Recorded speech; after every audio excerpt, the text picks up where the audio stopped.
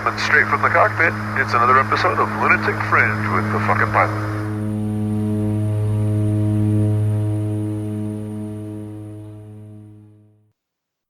Ready, set, go!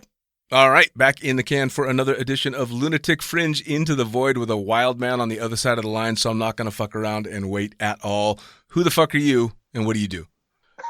I don't know about wild man at this stage. I'm Splash Robinson, and I build houses. Splash Robinson, and you build houses. You know, it's kind of fucking funny trying to find you to get everything started up on Skype. I had to ask for your Skype name, and you sent me Michael Robinson, and I thought, who the fuck is Michael Robinson? I don't know that I ever knew your first name was Michael. You're Splash. Yeah, I know. Nobody knows me as Michael, but I couldn't find the login to my old Skype, which is Splash Robinson, and so I had to set it up as Michael. Oh, that's so fucking funny. Yeah, I'm like, who the fuck is this Michael guy? I don't know. Yeah. So let's actually start right there before we back up too far. How'd you get the nickname Splash? Sparky the Wonder Chicken was already taken. That's it.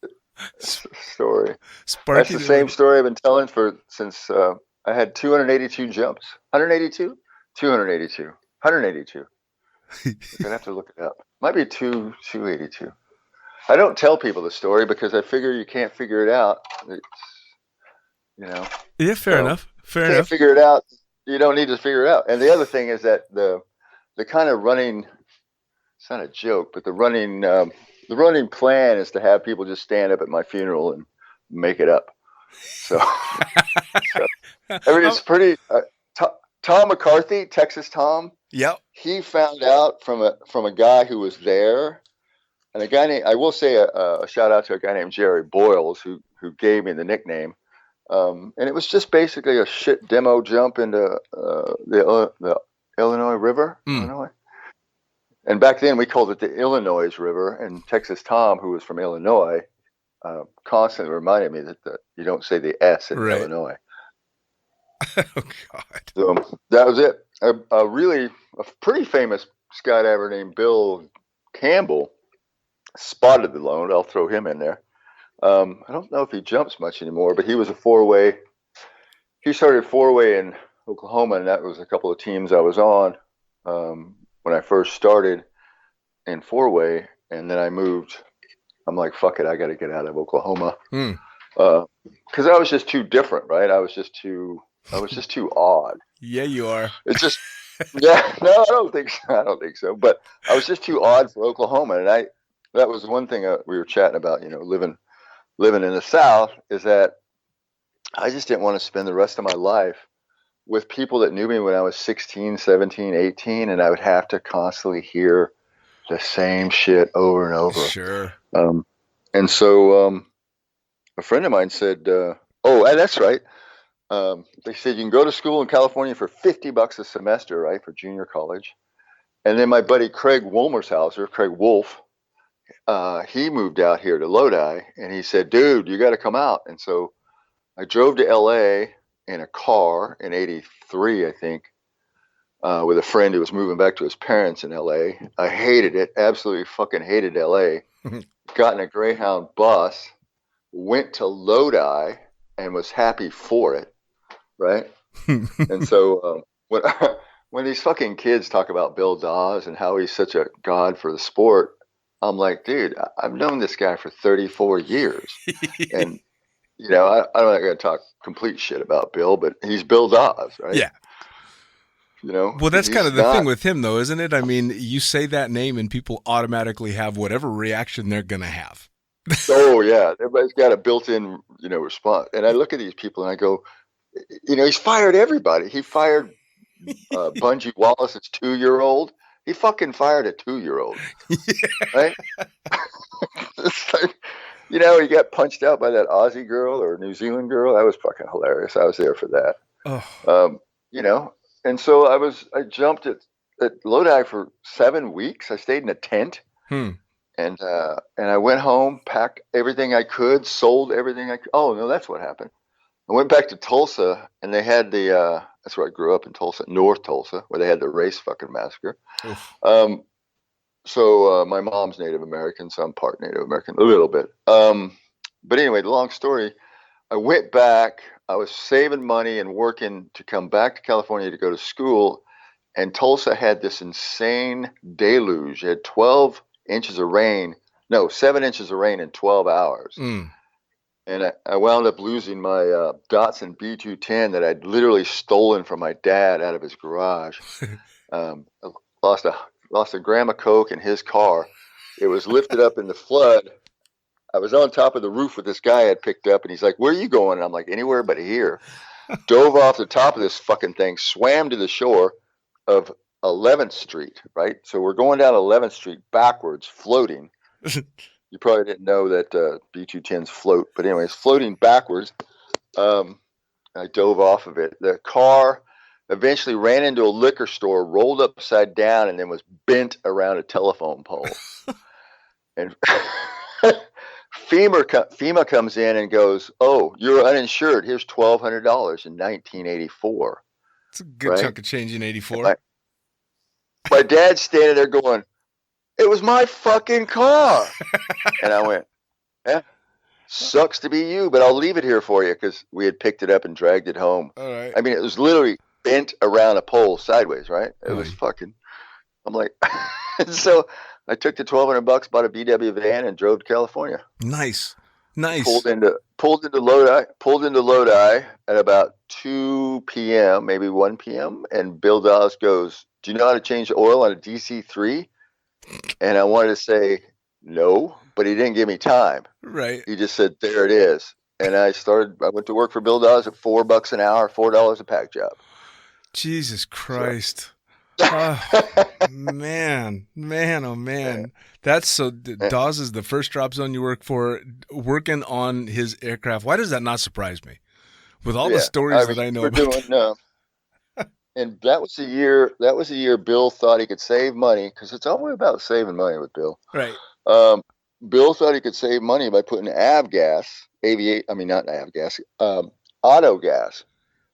in the DC-3, and it was a 10-way Speed Star event.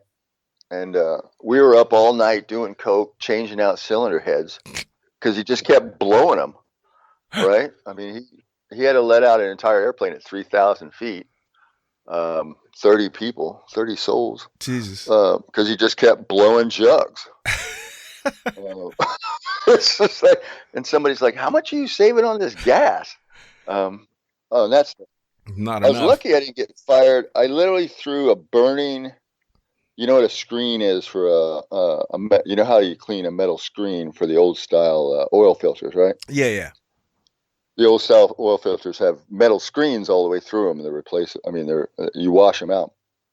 So I'm washing the screen out with gas to find out if there's any metal. We're going to send it off to get it inspected, right? They're going to do tests on it, and they're going to tell us what kind of metal is blowing up inside the engine, and it starts spontaneously igniting, right, in my hands. It's a paint filter. So I'm washing the oil filter into a paint filter, and then extracting whatever materials in there into a sample. Right. So this paint filter, which is a cone shaped like a coffee cone, a coffee maker. This thing is igniting in my hands, catching on fire. My hands are covered in gasoline, and this thing is spontaneously igniting. Now, Bill knew I smoked at the time, and he kept yelling at me that I was smoking. I'm like inside the hangar, and eventually when it caught on fire the third time, and I kept blowing it out, I took it and threw it, and it went across a canopy, and he came unfucking hinged. And he's like, "How can you be throwing burning shit?" I'm like, "Bill, my hands are on fire." Well, it turns out that the rods inside of a DC-3 engine are made of phosphorus or sulfur. One of those things that catches fire in air. Which one? Is that phosphorus? I'm not sure, to be honest. Anyway, it's got a product inside of it that keeps it cooler, and that shit ignites. And it was breaking rods. So I'm cleaning the oil filter, and it's full of this shit. And once it gets exposed to the air, fucking catching on fire. Did you get fired for So trying to set I his shit did on not fire? get fired for that. I did not, which is strange.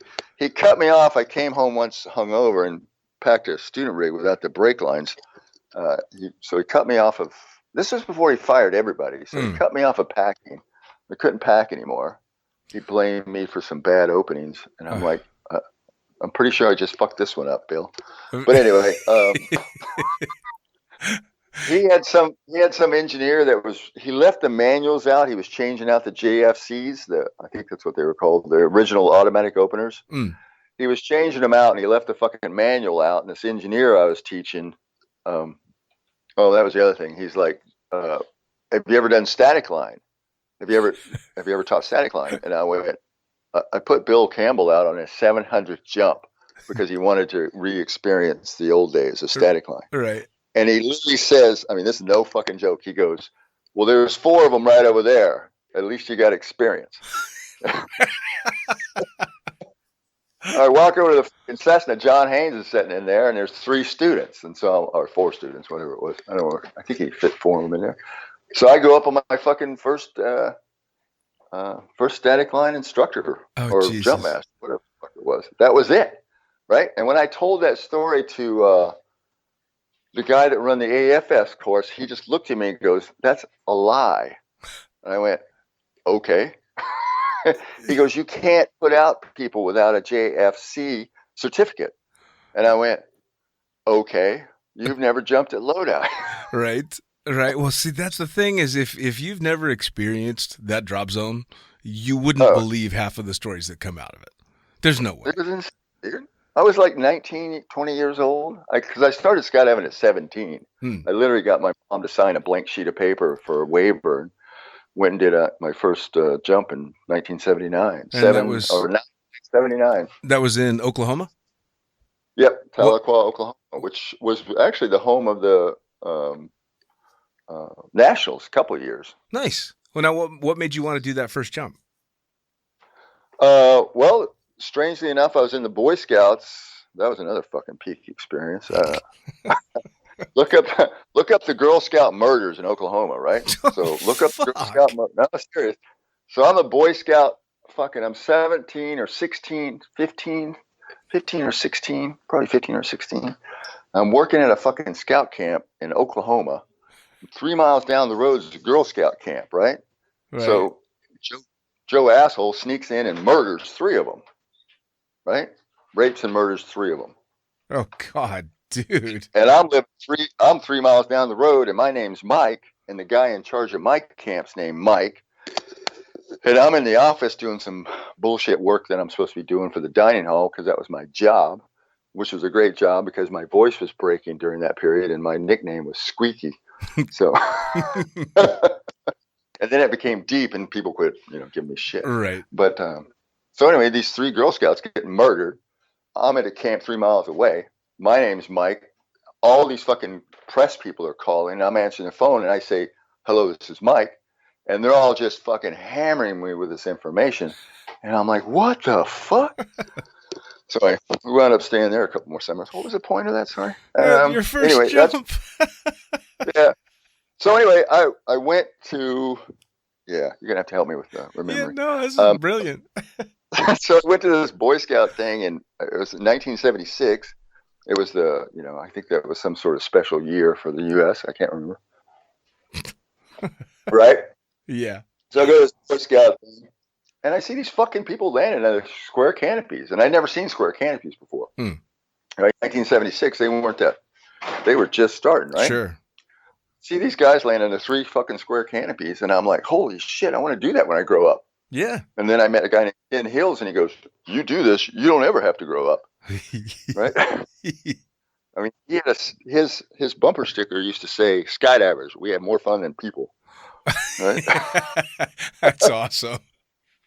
Yeah. And then I was 17, and then I ran away from home, and then I realized you can't run away from home when you're 17. You fucking can vote almost. Right. So I lived at the drop zone. I packed parachutes. I used to be in charge of telling the people, because they started having nationals in Muskogee, right? Because they used to have them in Tahlequah. And they had this really great idea that, Oklahoma's in the middle of the country, right? So it's easier for everybody to get there, except there's no fucking flights. Right. Right. Right. So they had the Nationals. They had the Nationals at Muskogee 2-3 years in a row before I left to come to California. And the place I got my nickname had this demo every year at the Nationals. And the rule was if you landed, you could carry off as much beer as you could carry off. So then you get on the bus, and we're on the bus. We got all this fucking beer. And then I start to climb out on top, and the newbies, they're like, where are you going? And I'm like, for the view. So I go up on top of the bus. We're driving back. It's about a 30, 45-minute ride.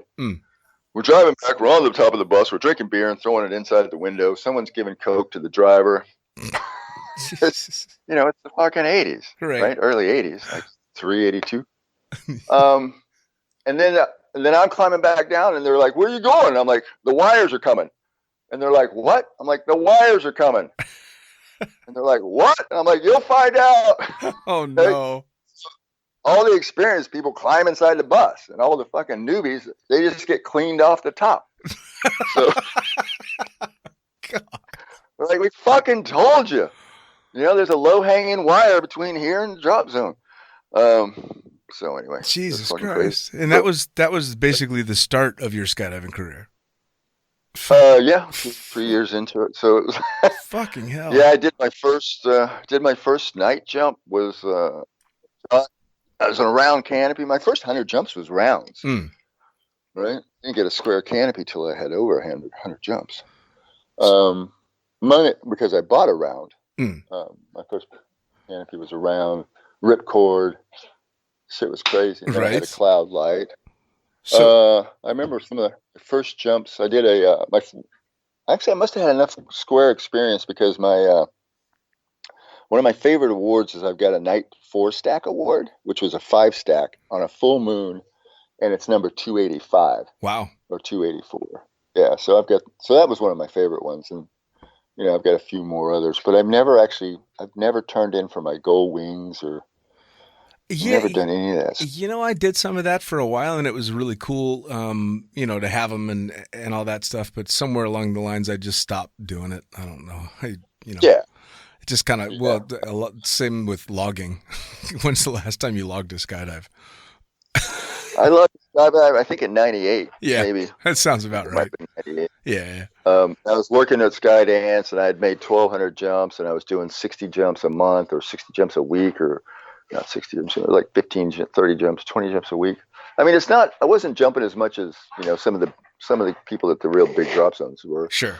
But somebody once asked me if I was certified in tandems, and I'm like, fucker, I'm certified in with and without a drogue. Right. So right. I got certified for, and that's what pissed your boy off the most, because he's like, all right, I'm going to teach you a tandem instructor. He goes, what's your instructor rating? And I'm like, I don't have an instructor rating. What the fuck would I need an instructor rating for? And he's like, you were instructing at Lodi. I went, yeah. What's your point? So that's why I had to go see Dan. What's that guy's name? He used to do the skydiving fatality reports. Dan Spinner. I'm not sure. I think that's a little bit before my Northern California time for sure. Oh, okay. He was a nice fellow, but he was pretty dry, and my sense of humor didn't go over really well. But I had to go see him in Washington State to get my AFF, so I could get my tandem training. And then I wound up doing 1,000 tandems, and I'm kind of proud of it. I never cut away. Nice. Mostly because I was scared. Because in the early 80s, they were blowing up reserves, right? They'd blow up the main, and then they'd blow up the reserve, and you're like, fuck, I don't want to go to reserve. Right. So I got certified without a drogue, and then 7 jumps into it, calls us up to fucking into Alameda, and he's like, I got this new thing I want to show you. And we're all like looking at this thing, and we're like, fuck that. That's a death trap, man. We're all going to die. We're like, pilot chutes work. Why the fuck do we need that thing? Right. It's hanging out behind you.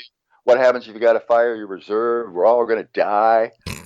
And then we went and jumped it, and we're like, oh shit, that's so much better than, terminal tandem openings. Right. Well, that's I officially took I was just gonna say that's one of the fucking crazy things is that in the tandem course, like when I got my tandem rating, the freakiest jump is the one jump during the course you've got to do without a drogue. So I can't imagine Right. that's just how you do tandems. Fuck that. Yeah. The biggest guy I ever took was 6'4", 240. And Ray looks at me and he goes, "Just don't throw the pilot chute over the tail." I'm like, "Yeah, good plan." Oh man! So Free fall. you end up in working for how long did you work in Lodi before you ended up going over to Skydance? Well, that's the thing is I went with him. Unfortunately, Ray doesn't remember it, but I'm the only guy that fucking put up with him for that long. So I got fired by Bill, got jobs. I went back to framing and carpentry and stuff like that, which was ridiculous. I should have gone into computers. But I always liked building houses, right? Sure. So I got back into carpentering with Chuck Driver and Jerry Sharp, and working in the Bay Area and doing some shit. Basically living in a van and starving and wondering what the world was coming to. And then Ray comes up with this crazy idea to do tandems at Lodi. And Bill Dawes, and this is what I always find funny, people say, he's such a visionary. So Bill said to Ray, "You're welcome to do tandems here," because he goes, "Why would anybody do a tandem when you can do a static line?" So Dawes literally told Ray, "Go for it." And of course, eventually it collapsed around him. But we worked there for a few months, I think. Okay. Before it just didn't work out. Right. And then we moved to Antioch, and I was probably one of his, I wouldn't say chief instructor because that word really didn't exist at the time, but I was one of his lead guys. And so I was doing all the tandems for them. I was trying to do anything besides be a carpenter. I mean, my dad was a mechanic, and I kind of wanted to be something else, right? Besides a man that used his hands. And so I tried to go to school, and then I met this hot little blonde in San Francisco, and then, that shit'll happen. Came to shove, and she got pregnant. I'm not sure how that worked out, but and then after the first one, she's like, "Well, you want to do birth control?" And I'm like, "Well, I really don't want just one." So we had two. So my daughter is 33 now, I think, and just got engaged. Wow! Congratulations, Amelia. There you go. So lovely. Unfortunately, she's living down in Long Beach, and my son. Took a little more off the, what is it? My brain doesn't work this late at night. What is it? The apple doesn't fall too far from the tree. So it took him 11 years to get through Cal Poly, and he graduated with a aerospace engineering degree with a emphasis on the space side. Oh wow! Yeah, but he did it himself. That's fucking awesome. I put her through school. She graduated at 21 with honors. Took her 4 years, and then now she's a teacher, teaching English and down around. And actually, she works in Compton of all fucking places. Wow. So yeah, she's hardcore. That's one thing you and I have in common is we're both idiots that had amazing kids. I know, right? Yeah. So you got a job. Your daughter, how old is she now? She's 23 years old and working her way through law school. No shit. Yeah, dramatically more intelligent, much sharper than her dad. But I'm still over here banging rocks together to try and get sparks. Wasn't a high threshold, now was it? No. So, all right. So you basically you're there at the ground floor as Skydance gets going, and Northern California skydiving starts to get pretty popular because by the time you and I became acquainted was in the mid 2000s, early 2000s, when I started working out at Skydance as well. But by then there was this awesome fucking community of skydivers. Oh my God. I mean, it was such an amazing crew and just this fantastic time, and everybody it was such a tight knit family by then. I mean, it must have been kind of a blast watching it all happen. It was kind of amazing. It would have been nice to be able to stand back, but of course we were in the middle of it. Sure. But I mean, we were doing tandems, and I was at Skydance before the first building was there. I stood out there with Dan O'Brien and at at just the bare land and went, okay, because they wanted to leave Antioch. Antioch was getting under pressure from housing development. Right. And so it was a private airport and it was eventually going to go away. But then once I got to the point, working for Ray and Dan was so fucking difficult. They just fought all the time. Oh my God. And the communication skills were just shot. And I had a wife and 2 kids, and I was staring at having no wife and still 2 kids. Right. Right. So I had to do something. So I went back to construction, because just being a full-time job zone, you just didn't make sure 20 grand a year, 15, 20 grand a year. Well, and by the time I think you and I became acquainted, you were a fun jumper. You were coming out and hanging out, and you were back to building places. And in fact, I think one of my first memories, and I'm pretty sure you were on this load, I had just gotten signed off to fly the pack for Ray.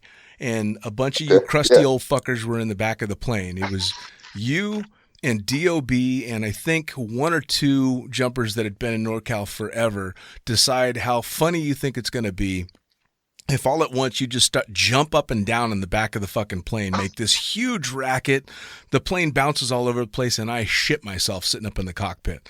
And I remember looking in the mirror and then turning around backwards, and you guys are pissing your pants laughing so hard you can't see straight.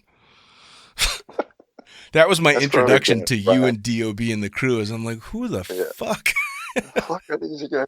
Fucking assholes. Yeah, but having a damn good time with it. God damn, it was amazing. We had it was just a lovely group of people that just enjoyed each other's company, and and I mean, Bungie Wallace was still alive. Texas Tom came over. Not all the Lodi guys came over, but the reason Skydance started was because Bill fired everybody, right? Right. There was a 32-way or a 30-way that was jumping, and they hadn't invited Bill on load. And after their 3rd jump, Bill came out and said, "These planes are for me and my friends. You're not either one of them, so bye-bye." That sounds about on par. Yeah, he fired all 30 people. Fucking God. Oh, man. Now, why not? Because we were famous. We were the tree people, right? Right. So I was part of that crew at Lodi. If you ever heard about those guys, I've heard some stories. Now, fuck, man, it was amazing.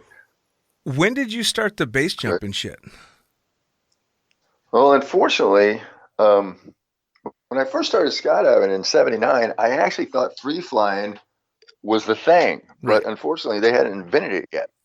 Right. Right. And so they're like, "Oh no, you fly flat. Here's this is how you dock on a balloon suit."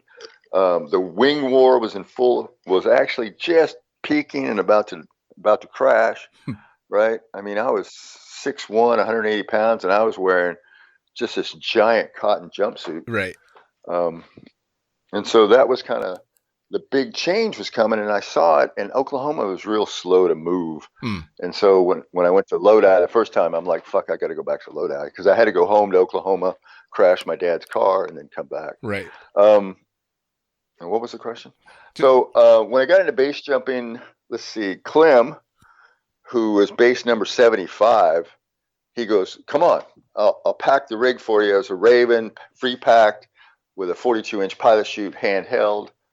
And he's like, "Let's go to the bridge." And so we go to the bridge, and I don't have it written down, but I'm pretty sure it was either just before or just after Carl Banish died. So when people ask me when I start base jumping, I say somewhere between number 3 and number 10 on the fatality list. Jesus Christ. Right? They're like, "What?"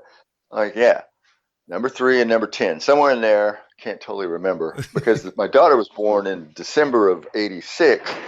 So I must have met her mother before that, right? Yeah.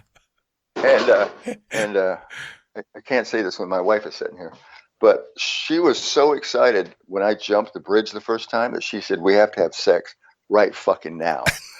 And so I think I'm pretty sure I'm one of the few people that have made their first base jump and had sex in the landing area. Well, there you go. There you go. Now, what bridge was this? Auburn? Auburn, yeah. Awesome. Yeah. And my training consisted of fucking 5 minutes of Clem saying, "Head up, head up, head up." And then this real aggressive girl who was a team. She was like competing, and everything she did was a competition. She wanted to be the best 4-way or 8-way. Anything she did, she was really competitive runner. And she went first, and she went a solid 3 fucking seconds on her first base jump. And the only training I got was from Clem. He said, head up, head up, head up.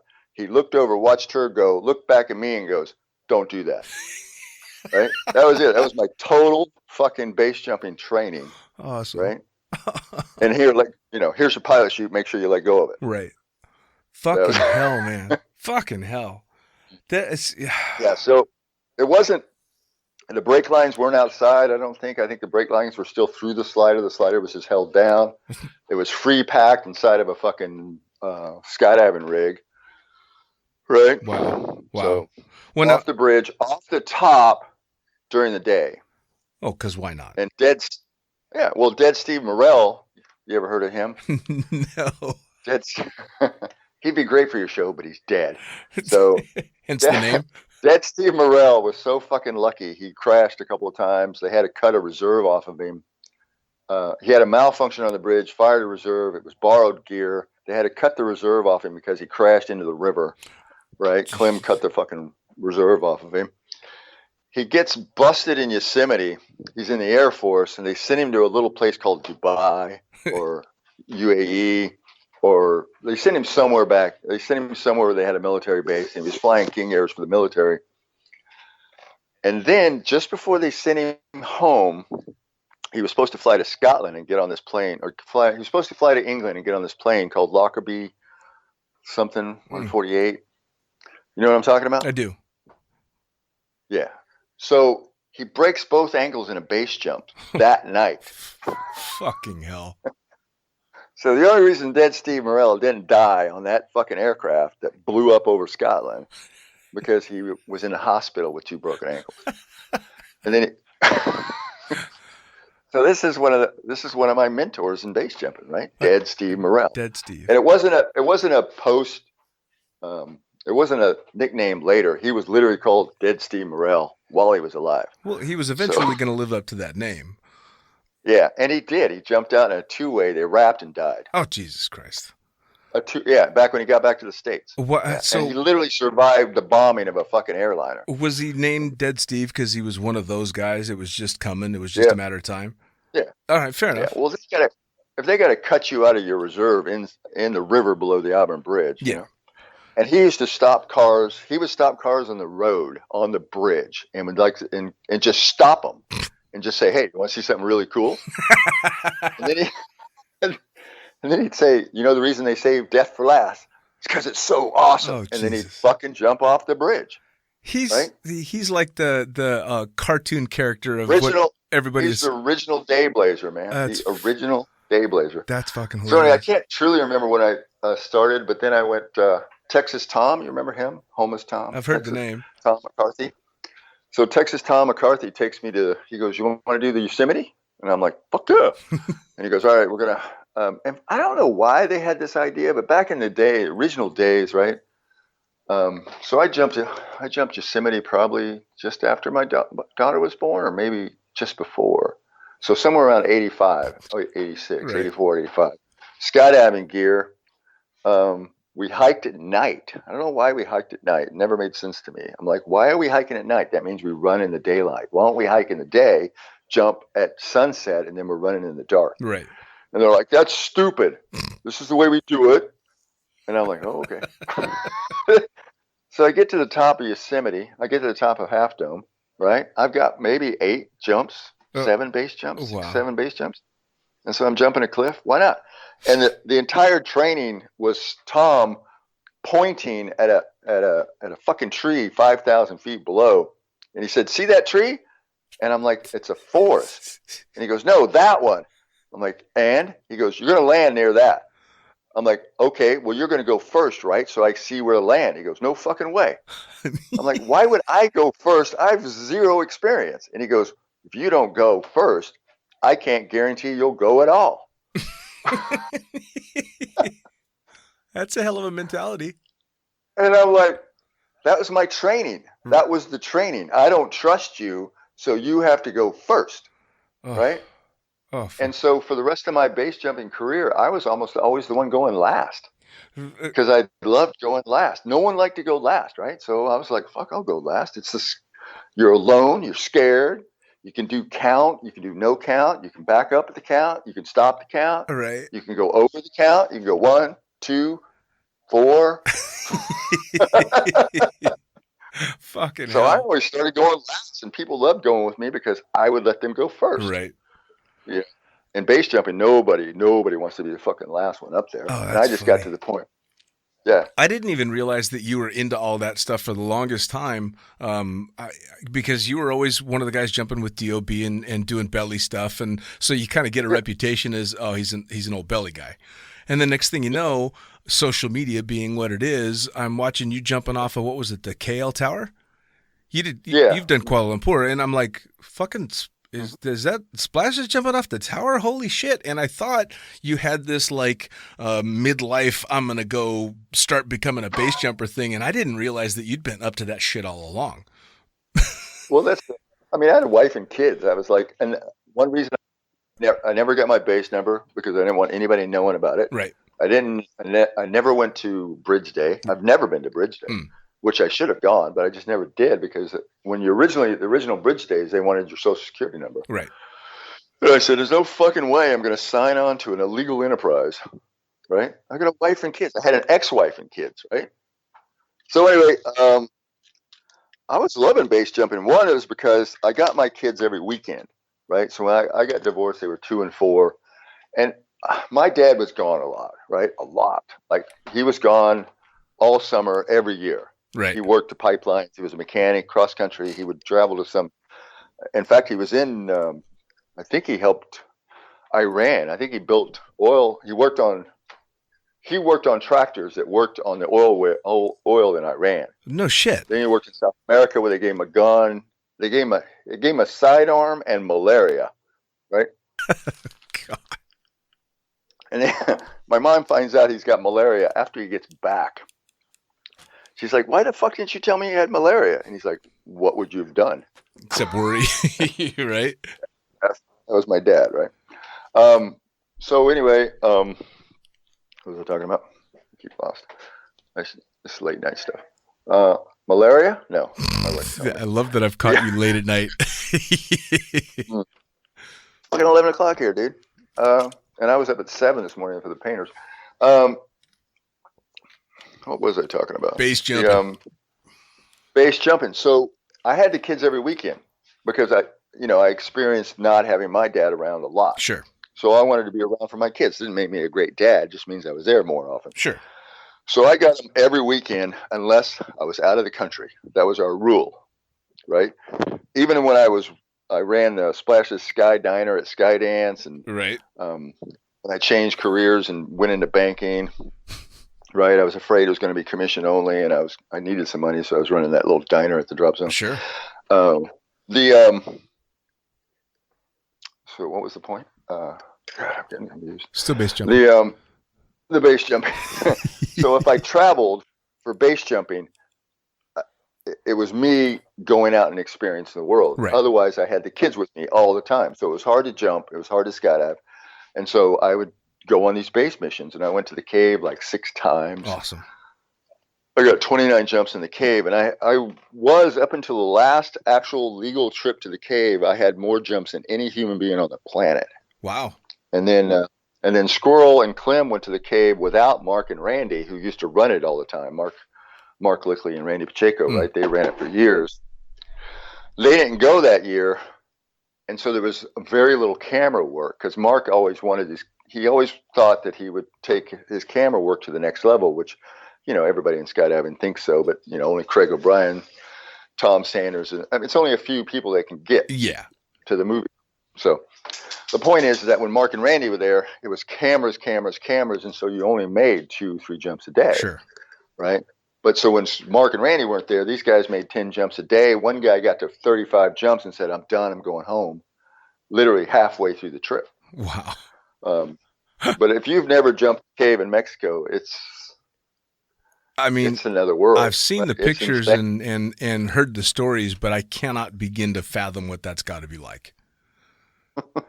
So I'm standing there on the other side, the opposite side that we usually jump from, when my hands are on this pulley, right? I'm going to do the first Tyrolean traverse at the cave. And my buddy Squirrel, who's a jumper and a rock climber, and he owns the Rocknasium in Davis, he set up all the ropes. And I looked at him, I go, is this going to work? And he goes, yeah, if you don't crash into the side of the hill on the first, when you kick loose. Right. I'm like, is that possible? He goes, fuck, I don't know. So, they didn't have a lot of slackline information back then, Sure. right? So there was only so many ways you could tighten the rope up. And so basically I launch off on this Tyrolean traverse, and I'm going real slow. And I kind of creep my way out to the middle, throw a double gainer, and open. and I'm wearing these glasses that are photo gray, and they turn black in the sun, right? So I'm in the sun because I'm in a fucking Tyrolean traverse. And as soon as I come out of the second gainer and pitch, it's black, right? Jesus Pitch Christ. fucking black. And I can't see shit. And the only rule about the jump in the cave is there's a wall in every direction. Right. Right? There's literally a wall every fucking direction. 10 degrees from here, it's a wall. 30 degrees, it's a fucking wall. Right? 180 degrees, it's a wall. So you have to be a little competent, right? Yeah. And actually, I don't know if you remember that skydiving rig I had that had OUI on it. Everybody thought it said we. I do, yeah. It meant options until impact. Right? Because that's what that taught me, is that I would watch people that were supposed to be able to fly a canopy not Right. in the most dangerous place in the world, right? The most dangerous place in the world. And actually one of the most beautiful debriefs I've ever been to was Randy and Mark. They wanted to run this operation that was that was catering to these base jumpers, and it was an amazing event. And so at the end of the trip, we'd have dinner, and they'd have the round table, and everybody would say something about what they liked and what they thought might make things better. It was this real event thing, right? Sure. Kind of making people feel comfortable and happy to be there. And so this one trip, everybody started bitching about why, because somebody broke their leg, but it was a fracture that wasn't bad, right? So it was a fracture, but it wasn't, fucking compound fracture, right, like you see a lot of times. The femur, he hurt himself. And so he came out, went down, got an x-ray. They handed him the x-ray, and he goes, what do you think? And he goes, I just do x-rays. You're going to have to find a doctor to read it. Right? That's how shit works in Mexico. So I watched these fucking people break rocks with their ass. I saw them land in ditches. I saw them run into shit all the time. And that concept came up to me. It's like, you've got options until you literally hit the fucking planet. Pretty much. Then your options sort of get thinner, right? So I wrote that, options until impact. That's right? fucking good, man. It's fucking good. Now, yeah. So keep trying to do something, right? So the cave jump, which is just fucking insane. But then you end up going and doing these high profile events like the KL Tower and all that stuff. But you also, somewhere in the middle, unbeknownst to me, ended up becoming a burner as well. Yeah. How the fuck did that happen? Well, Clem kept asking me to go. Right? Clem had been to Burning Man, and I knew that Brian and those guys. But anyway, I want to make this story. This is a good story. Yeah. So in '99, they were talking about. No, in '99 they went to Thailand and did the world record, 200 something away, right? Yeah. And I heard about it, and I heard about what a great time it was, and what a great party it was, and what an amazing event, and what an amazing time it was. And I was originally asked to be on the first 100 way that was completed, but I didn't have enough money to go to it, right? So I was in the Nationals in Muskogee when they tried one of the first 100 ways, because they had all the DC3s, they had 5 DC3s to the Nationals. They didn't pull it off. And I thought, fuck, I'd like to be on that. So anyway, I got into base jumping because it was the one way that I could feel good about leaving my kids, not getting them for that weekend. I was gone somewhere. And so I thought, fuck, man, I'd like to go to the next big way in Thailand if they have another one. So when 04 was coming up, and so in 03, I asked Dan O'Brien, I said, would you put my name in to those guys in Paris that I never really knew? Right. I made one jump in Paris, and then the plane broke. It didn't crash. It just broke. Mm. And I left LA and I never wanted to go back. Right. Literally never wanted to go back. And that's what it is. I mean, there's Southern California people and there's Northern California people. And we do not agree on how the world should work. No. Anyway, so Tony Domenico and Kate and all those people, they're putting on the next 350. It was supposed to be 372. It's a strange number. It has to do with 12, right? Right. Has to do with the cycles of the king. Long story short, Dan O'Brien said, I won't put your name up, but I'll put your name in. I'm like, okay. So he sends my name, and I send an email to Tony, and Tony says, send me your resume. And I said, all right, the last 100 jumps, 85 were base jumps, 5 were wingsuits, 2 of them were head down, and 5 of them were RW. I get a letter back that says, when your check clears, you're on. Fuck. The 100 way in Paris, Right. not the 5, not the 400, not the 375. So I show up in Paris. I look for my name on the big way slot, right? I've got Tony Domenico's left leg, 16 jumps. I'm docking on Tony fucking Domenico, right? And I'll never forget this guy named Dave Powers, who was a parachute rescue jumper, right? So that others may live. We're jumping with Bungie Wallace. And back then, VHS was hard to watch. You couldn't stop it well enough to really pick out who was fucking up, right? Sure. It wasn't DVDs and it wasn't GoPros. It was VHS. So Benji Wallace comes to me and Dave Powers, and he looks at us both and he goes, there's something going on with you guys. There's something going on in this sector. I don't know what it is, but you got to fix it. And Dave Powers looks at Bungie Wallace and goes, no problem. It's fixed. And I look at him and he does this, don't say anything. And Bungie leaves. We get together for the next dirt dive. Dave stands up, looks at the 4 people around us, and he goes, you guys fuck up one more time, I'm killing you all.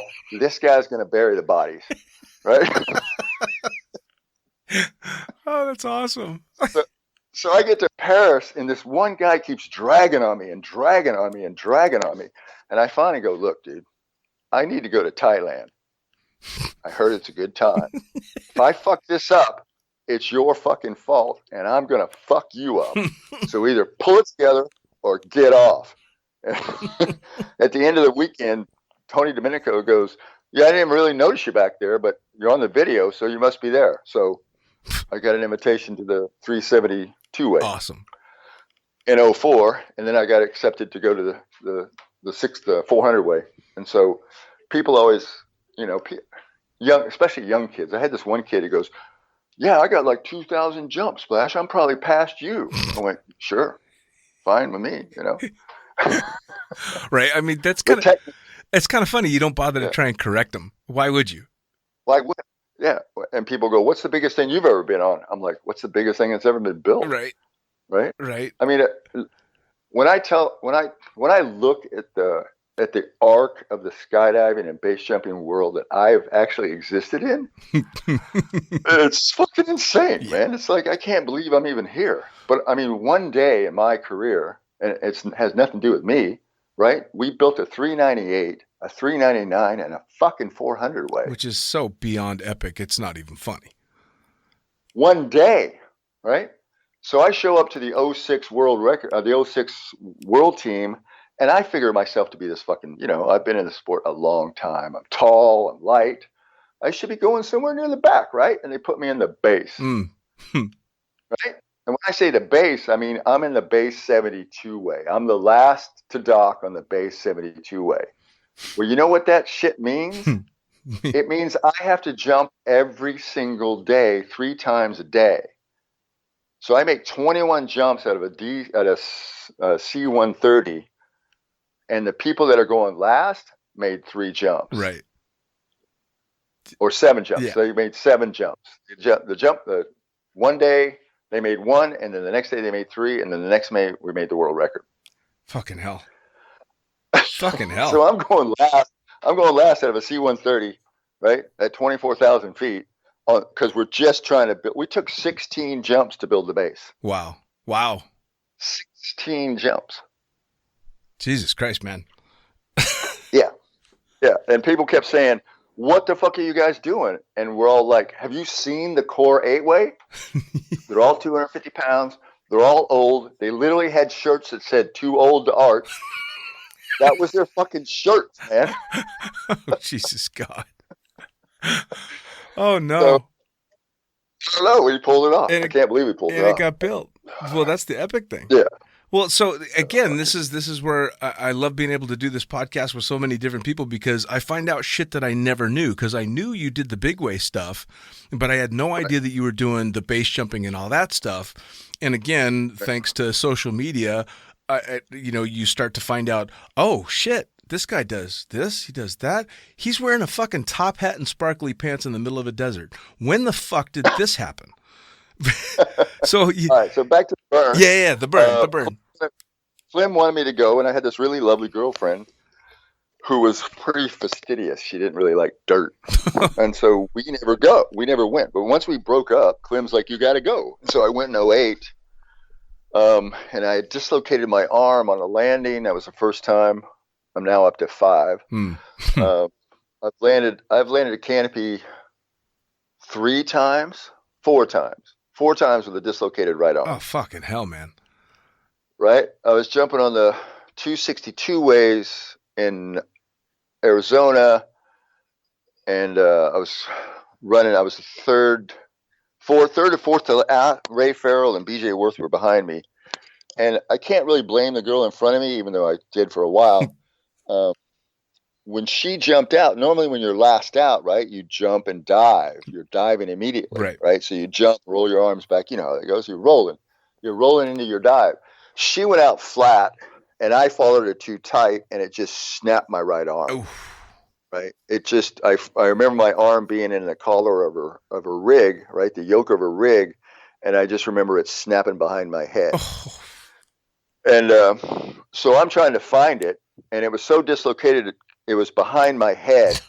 And so I roll on my back to try to find it, and then I'm head down on my back, and it finally came into view, and I grabbed it and rolled over. And BJ Worth and Ray Farrell said the same thing. We thought you just had a bad exit. And I'm like, I did, you fucking retard. What the fuck do you think?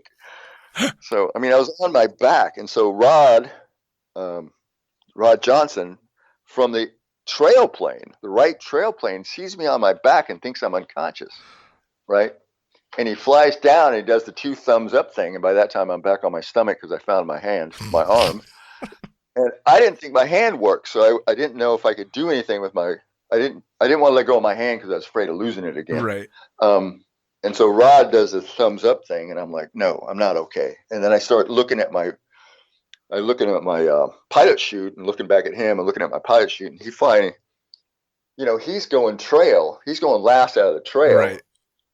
And I'm in the base, so I got 6 pounds of weight on, which isn't a big deal, but I got 6 pounds of lead on. He's got a big suit, so it took him 2 tries. He literally had to dive below me, and I came to him. He pulls me out at $4,000, and I landed my crossfire at Eloy with one hand. Jesus fucking Christ!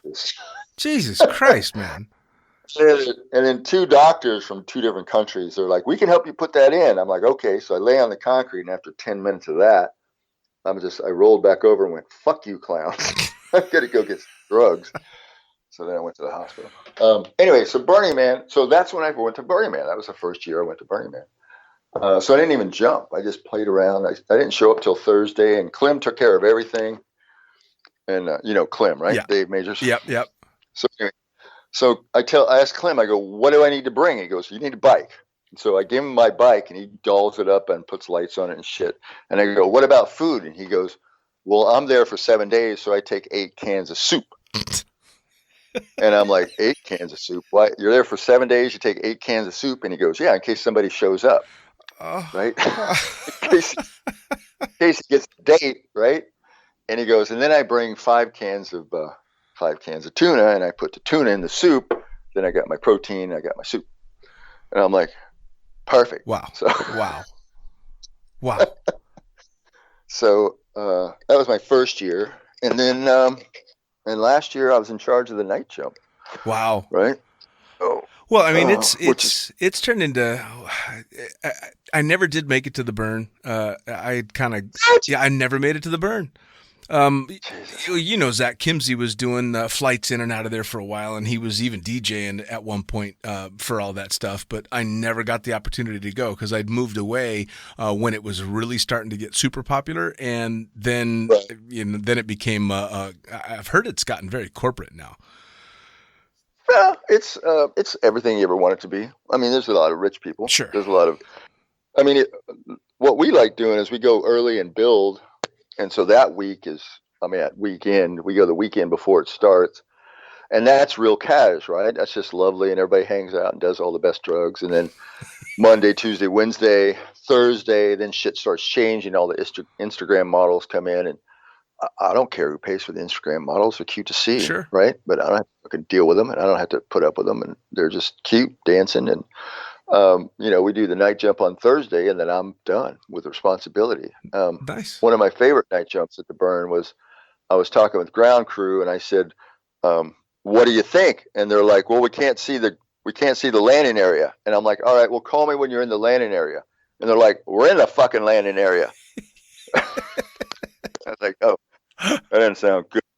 And so we came down. We just landed. Right. And then another time I said, it's next to the big fucking sign that says something fuck, fuck, fuck.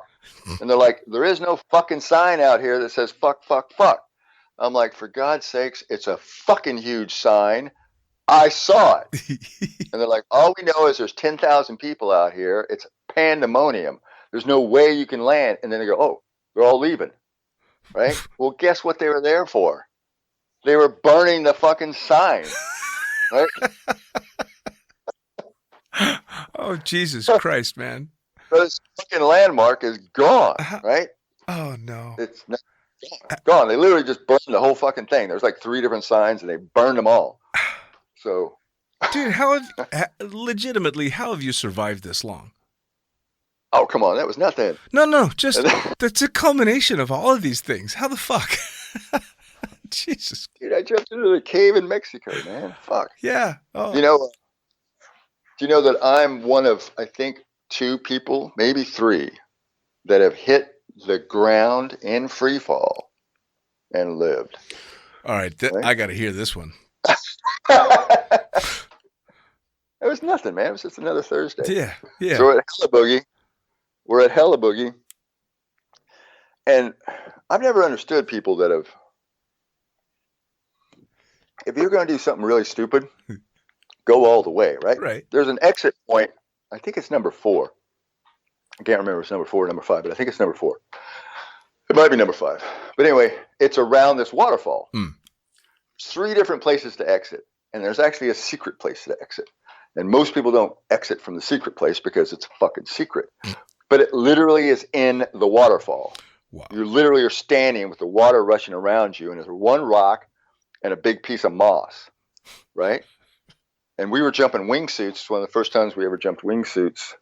And I'm watching these 3 English guys, a guy named Sarge and a couple other guys. And I can't hear them because of the rush of the water. And I can't hear because of my helmet's on. And so he does the hand signal, 3, 2, 1, go. And then 2 out of the 3 go. And then the third one staggers. And I stop because I'm filming all 3 of them because I'm in a wingsuit and they're flying slick, what they call it, right, without a wingsuit. Right. And so I stutter because this guy stutters because I want to film all 3 of them. And at that point, my right foot slips on the moss and I slip. Oh. Right. So I'm in the waterfall now, right? In the waterfall, head down. Of course. Straight head down, not flying. I'm fucking in the water. I'm in the waterfall, and then 3 seconds down, I missed the giant outcropping. That's probably, you can see the video. It's on Facebook somewhere, in my feed somewhere. It's called the Waterfall Jump, and I missed the pinnacle that comes out to a point that's probably sticks out a foot past my body. Right. It's literally outside of the water, and if I'd hit that, it'd been over. And I hit something with my left hand and my both feet. And I literally thought I'd ripped my whole left foot off. And when I finally fly out, my next thought was, when I hit it, I'm not going to survive the next one. Right. and I need to fly out of this thing without dropping, because if I drop, I'm going to tear my other foot off, because I think I've already ripped my left foot off. Right. I really thought it was just going to be hanging in the suit. It hurt so fucking hard. Hurt so bad. And I flew out, so I made my way to fly out without just snapping down or doing something radical. I can't believe I actually pulled it off. I had the sense to just fly out. And then I'm flying, and I'm like, what the fuck are you doing? So I set up, open, and then you see my shaky hand come up and turn the camera off, because the next thing I'm going to do is look at my foot. Right. And I've never been one of those guys that has the gross, Ammon jumps and lands and tears his whole foot off and videos the whole thing. And I'm like, I'm not that guy, right? He's a fucking pirate. Well, that was next level. That was next level. Yeah. Yeah. So I land on one foot. All my feet are there.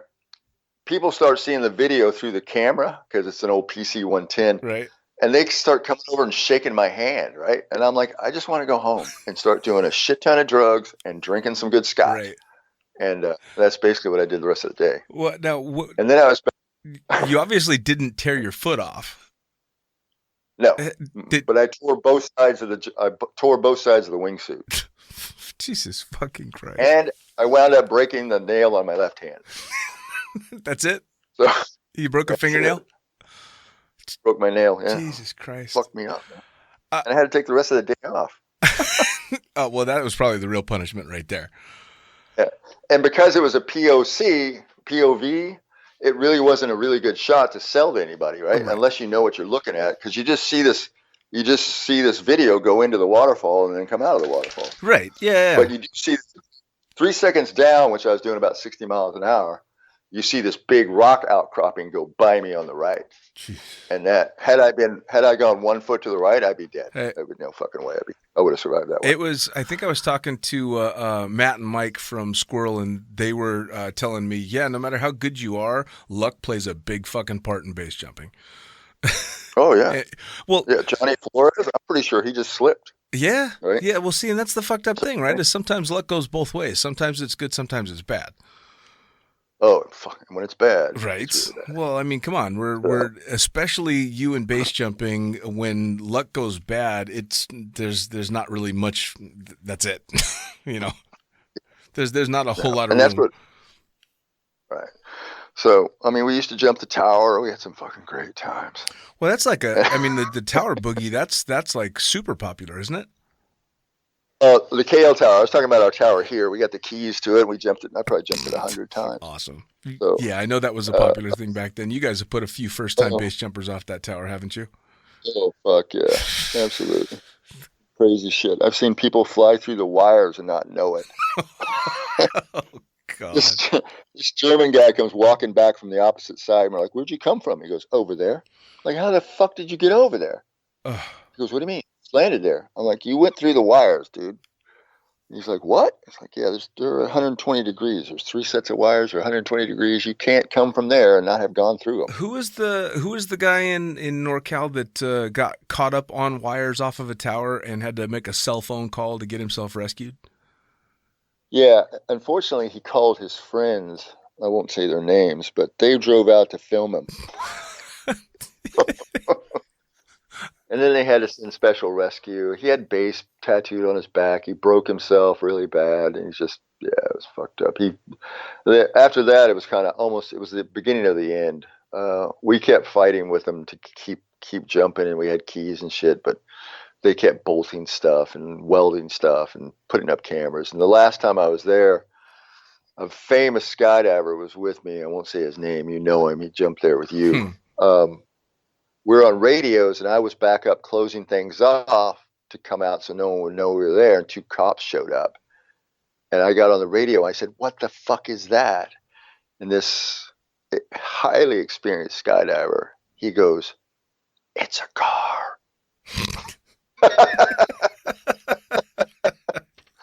That's awesome. I turned the radio off at that point.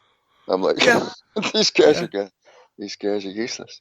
Probably a pretty good idea. Yeah. Well, now, so I always ask a question towards the end of the podcast, which I think is very well suited for you, because you've had such a fucking huge variety in your career in the sport. in the beginning and still going strong now. What advice do you give to people that are just getting started in the sport? What do they need to be looking for? What do they need to be careful of? And for us old fuckers, some of us thinking about maybe not jumping anymore because it's just not doing it for us. What do you say to them to keep them in the sport or get them interested again? I don't know. I mean, there's so many. For the young people, what would I say? Hang in there. Yeah, man. Just hang in there. Don't watch too many videos. Meet people. Hang out. Come for the weekend. That's what we used to do, right? Go on Friday and leave on Sunday night. Yeah. Meet people. Knowledge comes from experience. Experience comes from not dying. Right? And if you're a female, which I love seeing more females in the sport, just be careful. Everybody's trying to sleep with you. Just take it at that. Even the female instructors might be trying to sleep with you. Right. You know what I mean? It's just try. You're probably going to have a skydiving boyfriend. Just pick a nice one. Don't pick a dick. And just keep things together. And I really love the fact that the women seem to be doing a lot of this SOS stuff, and they're kind of helping each other and training. And there's just some beautiful shit going on. And that's a lot better than it was in the late 80s, right? Or the middle 80s. It was a fucking sausage fest. Sure. And for old guys, I mean, I don't know. I keep, truthfully, I was in Norway, and it had rained one day, and the next day it was clear, and I just simply said, I'm done. I said, I woke up today not being a base jumper. And then I remembered I had my good friend Texas Tom's ashes, and I had to go jump. So I went back and jumped. I was like, but I had physically and mentally decided that I was done. Yeah. And the reason I never got a base, I never got a base number was because I never jumped a building until I went to Kuala Lumpur in like 01 or maybe it's 98, 02. But I mean, I jumped the Eiger in 02 with a wingsuit. That was fucking crazy. That was my 16th wingsuit jump. Wow. So I'd recommend people not do the things I've done, right? Get some legitimate experience. But my 8th wingsuit jump was off Monte Brento, and my 16th wingsuit jump was off the Eiger, in the clouds, in the fucking fog. Clem and I thought we were going to have to hike down. That was insane. Of course it was. Just keep moving around. Find, if skydiving's not happening for you, learn to fly. Unless you don't want to, then just walk away. Yeah. But to keep those friendships, you kind of need to keep involved in it. So, I mean, I'm thinking of paragliding. I don't know what I'm going to do. I mean, I've dislocated my arm 5 fucking times, dude. You try landing a parachute 4 times with one arm, it sucks. Yeah, no thanks. It's just, So I'd prefer not to even try. It's insane. Yeah. I missed the pea gravels by 5 feet this last time. 5 fucking feet, because the reserve opened so hard it had a built-in left turn, which means I had to hold the right toggle with my dislocated right arm. Oh, fucking hell, dude. So I couldn't move it, but I could position it, right? So I would take my left hand and move my right arm up and down, and then it would stay there. But it was dislocated, right? Or it was subluxed. It was preparing to be dislocated. There wasn't any way I could fix it. I didn't think so. Right. So I had to keep moving my right arm up and down to hold the toggle to keep from turning left. And I missed the fucking pea gravel by 5 feet because when I went to get the left toggle, it kept going left. So, sure. Well, that's some skill right there, though. Well, that's just I just got tired of getting hurt. Self-preservation, dude. That's one of the best things you can have. And don't be in a hurry, right? I mean, I see all these kids come along and they're like, and then, this bullshit about, I mean, I see so many people come into the sport and they're like, I want to go base jumping. I mean, I think most people in skydiving, it's all pretty well organized. There's people that want to take your money. There's people that want to teach you. There's people that want to sell you gear. There's people that don't want you to get hurt. They don't want you to die. They want you to be here. But in base jumping, it's still madness, right? It's still fucking madness. So if you're going to get into base jumping, make 200 fucking skydives. Make 300 skydives, right? Because what I tell everybody is like, you're a base jumper for the first 2 to 5 seconds. After that, you're a fucking skydiver, flying a parachute, flying a wing. And if you don't know how to handle that wing once it makes a mistake, I mean, my first double gainer off the Auburn Bridge, 5 line twists because I threw the pilot chute around my right leg. Oof. Right? Not against my right leg, around it.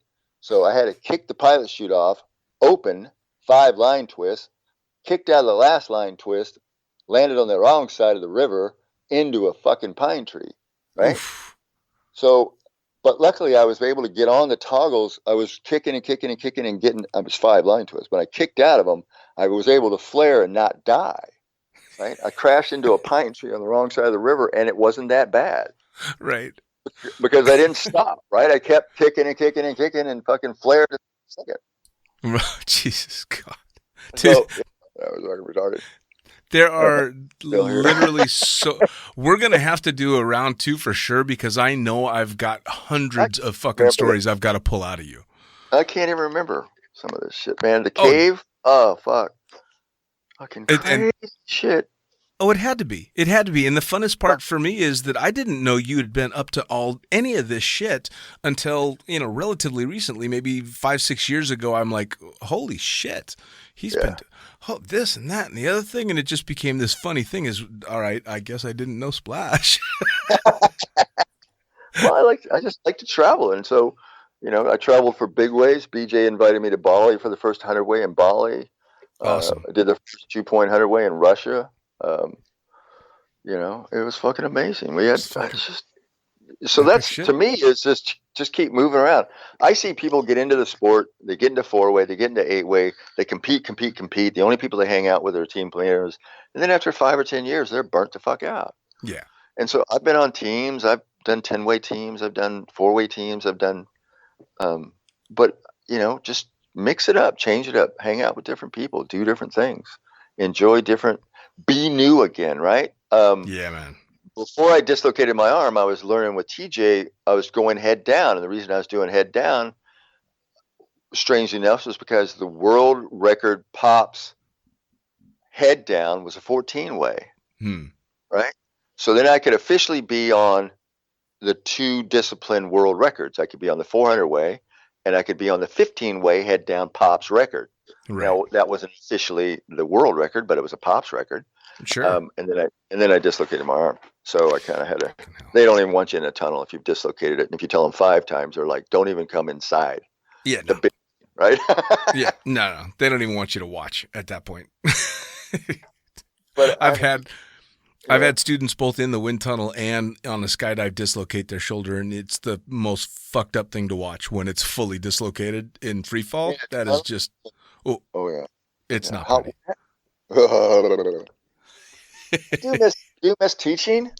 But unfortunately, my 12-year-old daughter came to me when Seth died, and she was 5 years old when Bungie died. He wasn't doing tandems, but he had done tandems, and Amelia knew his daughter, Dana. Amelia and Dana were friends, and so anyway, when Seth died on a tandem, my 12-year-old daughter came to me and said, "Dad, would you?" She goes, "I can't ask you to stop everything, but would you please stop doing tandems?" And I went, oh, "Fuck." Right. And I was into it, so I quit doing tandems. And unfortunately, I really, really missed that. I loved doing tandems. I loved teaching. I loved AFF. I loved taking people out. I mean, that's we never gone over this, but I mean, there's the 2 what are they, splashes, right? Number 1, in case of emergency, look for my ass. It will be heading for safety. Right? And 2, it's better to be in pain than to be in pain and on fucking fire. So plan. If you're going to crash, don't crash in the power lines. All right? If you can avoid it, right? Pick the softest thing to crash into. It's like don't stop planning ahead. Right. Okay, I've dislocated my arm. I got to open my reserve. This is going to hurt. All right, that hurt. Now I got a built-in left turn. All right, I got to fix that. There's the P's. Ah, shit, I'm going to miss them. Take the crash, right? Sure. Loosen up. Crash, right? So that's so if you're going to stay in it, you got to keep moving around. So yeah, no, I agree. Amazing places Beautiful things to do. I agree. Well, thanks for putting up with me, man. Oh, dude, thank you so much for coming on. I'm going to get you back on because I know I've got so many fucking stories that we're blowing past, but I also know it's getting late for you because you're old. I am old, dude. Splash, thank you so much for coming on, man. I really appreciate it. It was beautiful. Hey, come to the burn. Believe me, someday, I swear. And if I go, I'm going with you. Come next year. Oh, yeah, definitely come with us. Yeah, maybe. But yeah, no, I'm not going to go with anybody but you. There's no way. Awesome. Great time. All right, brother. I love you. Glad you're doing well. Thanks, brother. Love you too. See ya. There you go. Another episode of Lunatic Fringe, Into the Void in the Can. As always, I am the fucking pilot, and this broadcast is brought to you in association with, the greatest magazine in the known universe. That's right, Blue Skies Mag. Head to Blue Skies Magazine. BlueSkiesMag.com is where you're going to subscribe to the magazine. You're going to be able to get previously published issues. You're going to buy all their really fucking cool swag. You're also going to send them your pictures, send them your article ideas. They want to hear from you. As for me, again, I am the fucking pilot. You can find me on thefuckingpilot.net where you can get all the links to this podcast, I think I've got like 75, 80 of them out now, as well as both the books that I've written, the Blue Skies Mag's fucking pilot book and the Accidental Stripper, both of them digital and print and coming in audiobook. Again, thanks so much. We'll see you next time.